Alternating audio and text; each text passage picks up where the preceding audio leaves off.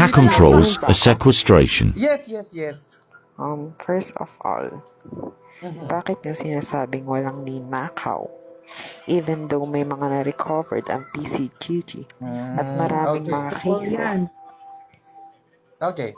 So, one, unit tips, alam ba ang ibig sabihin ng sequestration?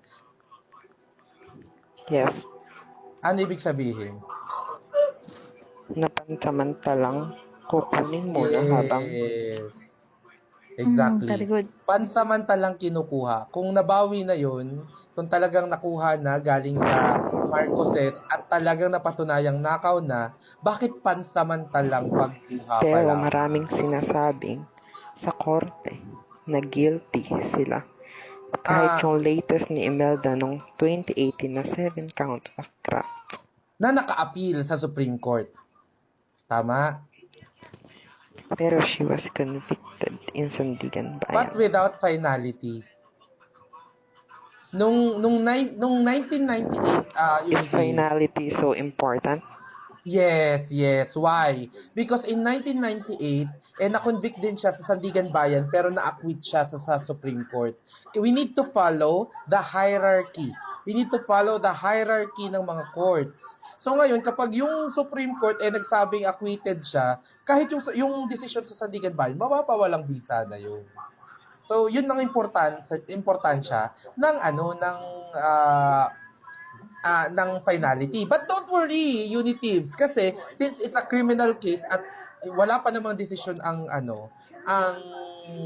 Supreme Court, pwede nyo pa rin naman yun, parang nag-stand pa rin naman yun. Pero since wala pa yung finality, hindi nyo masabi na final na yun. So, totoo naman, na-convict naman talaga siya sa Sandigan Bayan. Pero again, since it's naka-appeal, hindi pa yun tapos. Wala pang finality. So Okay. what can you say about GR 152154? It's a civil sequestration cases. It's a civil forfeiture cases. So, walang napapatunayang, Pero guilty sila doon.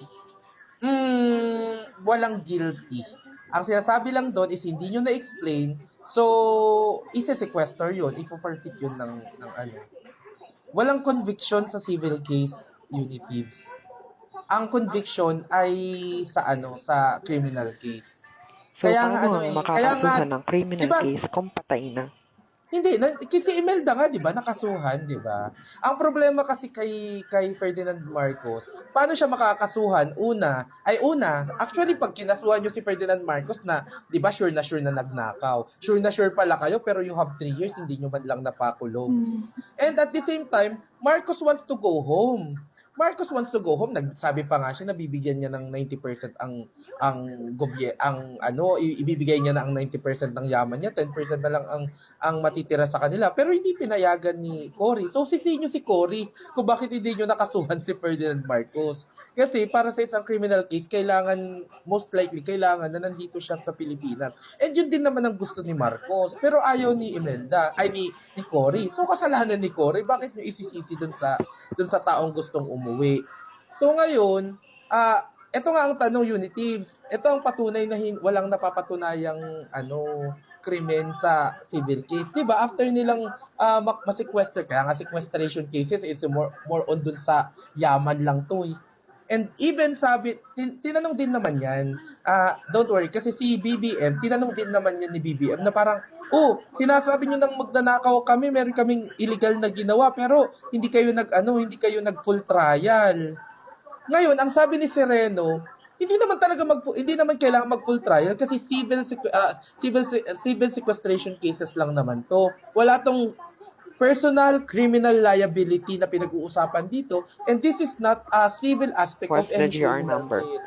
152154 ay yung kay Sereno. Yes. Yung kay Sereno ay wait.